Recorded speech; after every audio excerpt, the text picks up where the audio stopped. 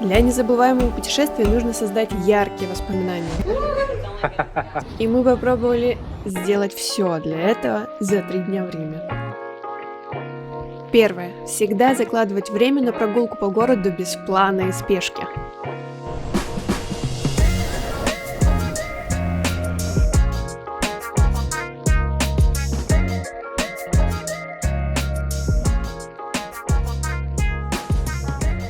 Так вот мы случайно попали на репетицию показа Валентина.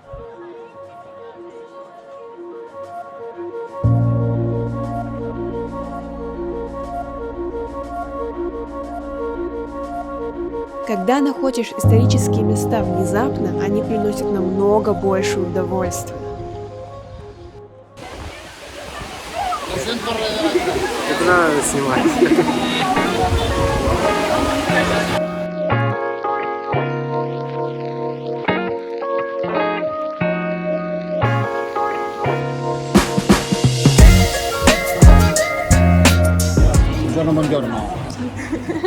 Ну, типа, за один день мы не сможем прям нагуляться. Странное ощущение. Ну поэтому мы и 3 дня здесь.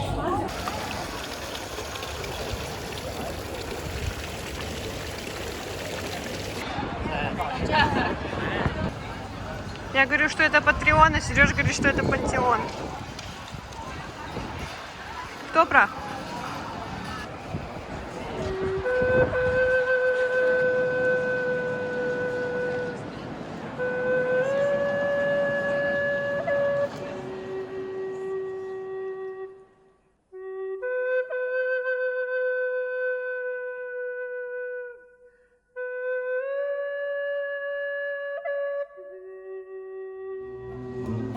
Лучший способ познания культуры – это еда.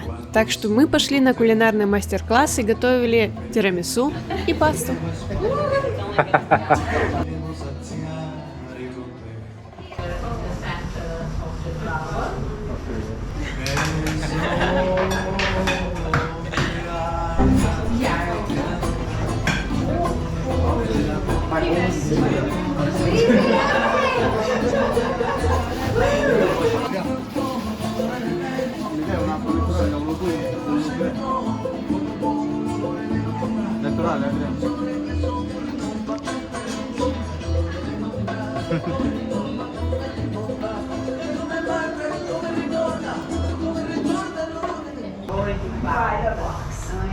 But if you want to make your pasta, it's nice to have some Little bitty, fatter, skinnier. Yes.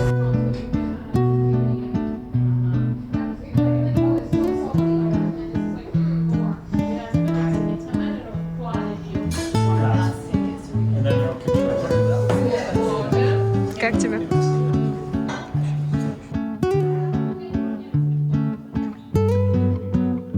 Мы нашли этот мастер-класс на Airbnb Experience. Хоть этот день и запомнился хорошими воспоминаниями, сам мастер-класс нам не очень понравился, потому что повар приготовил большую часть еды. Следующий пункт. Ну и какой Рим без Ватикана? Хоть мы и спланировали весь день и приехали к 7 утра, народу было очень много.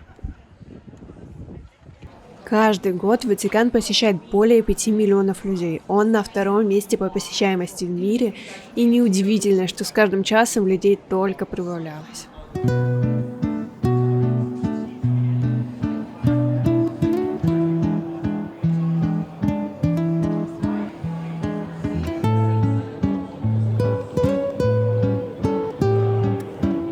И хоть в Ватикане находится внушительная коллекция произведений искусств, меня больше всего впечатлили потолки и знание того, что Сикстинская капелла тоже находится на потолке. При этом ее размер совсем небольшой, и она находится среди других шедевров. Пройдя весь музей, я особенно переживала, что мы упустили лестницу, но она оказалась на самом выходе. У меня были очень высокие ожидания от Ватикана и Базилики Святого Петра, и очереди в 1,5 и 2 часа очень сильно портят впечатление, хотя внутри это невероятное зрелище.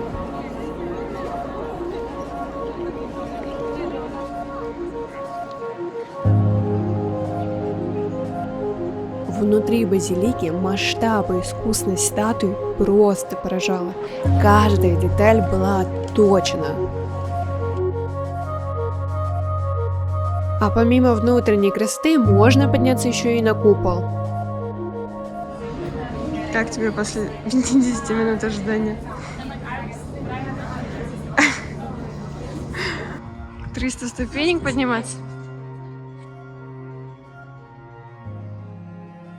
Меня до сих пор берут мурашки, когда я вижу, какие маленькие люди снизу.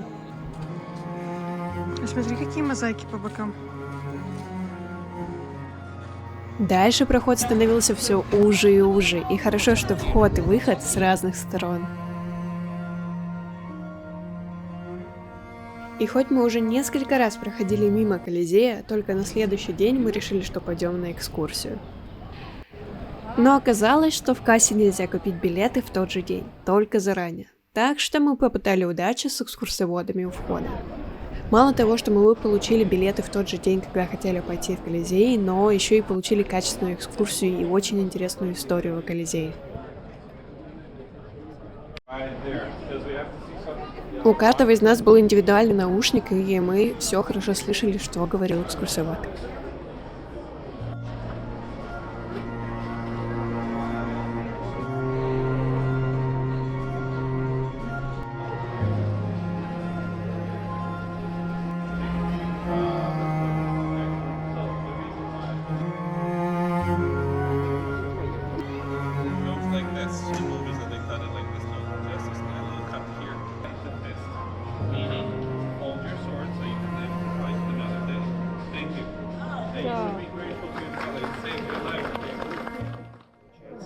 Это такой момент, когда у всех задерживается дыхание, и все ждут, какое решение будет принято.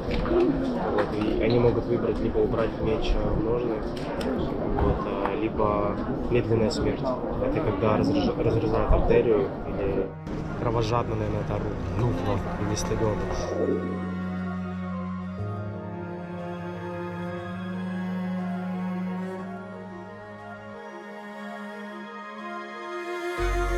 Ну а дальше нас ждало мероприятие, на которое собралось еще 75 тысяч человек.